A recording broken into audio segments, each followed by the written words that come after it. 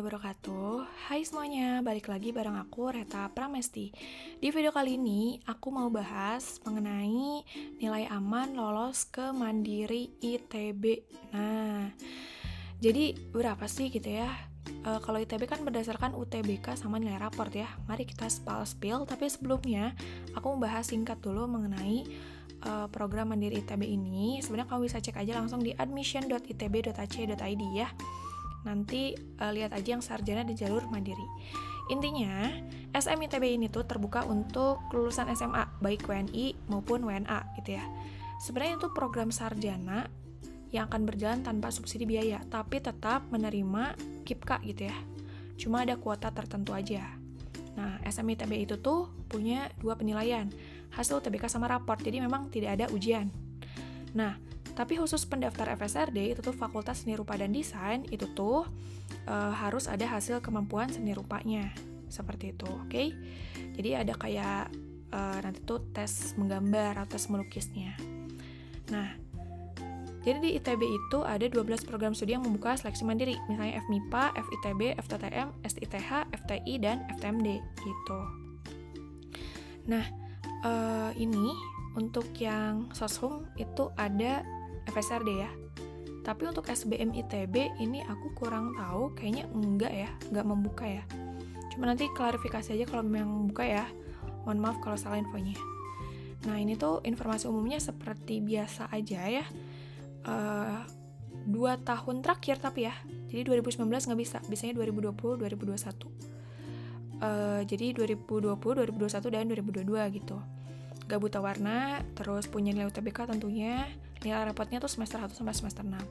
Petunjuk daftarnya nanti bisa dicek sendiri, karena itu berhubungan sama teknis. Jadwalnya itu sampai 26 Juni daftarnya sama bayarnya.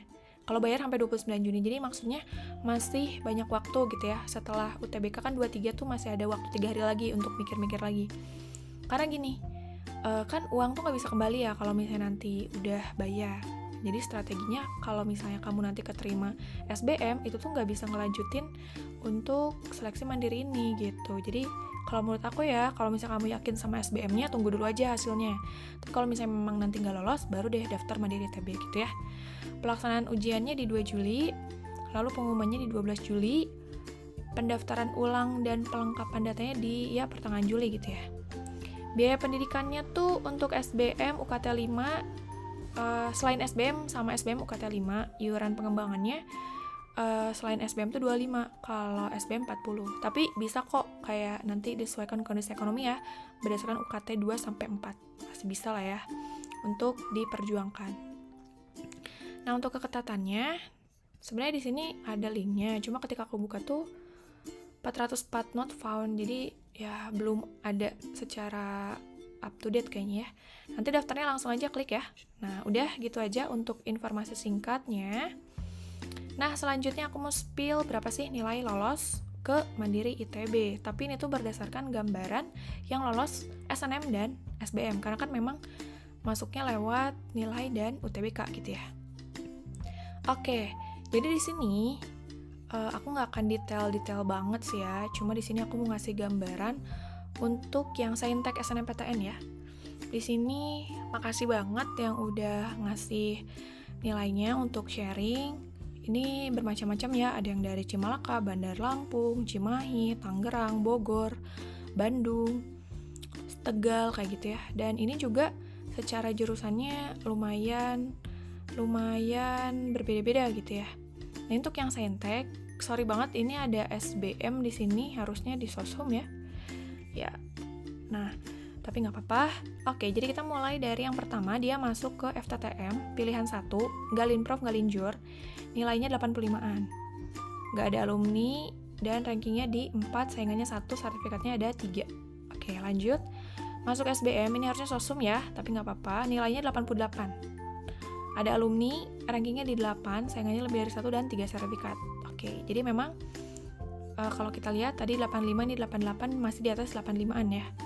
Lalu ada yang masuk ke SAPPK, pilihan 1, nilainya 88, tapi nggak ada alumni. Nah, rankingnya tapi di ranking 2, saingannya lebih dari 1 dan sertifikatnya ada 3. Lanjut FMIPA, nilainya 89, ada alumni, rankingnya 3, saingannya nggak ada, dan nggak ada sertifikat. Jadi kalau nggak ada sertif, ya gas aja ya, ini aja nggak ada sertif lolos gitu. Lalu ada dari FTTM lagi, ya ini sama, kalau tadi 85, ini 89. Ada alumni, rankingnya ranking 1, oke lebih tinggi, dan sertifnya ada 3, saingannya juga ada. Lanjut FTTM lagi 88, oke jadi pokoknya di atas 85 nih ya si FTTM tuh. Sertifnya 3, oke lanjut FTI 90, sertifnya 3 juga.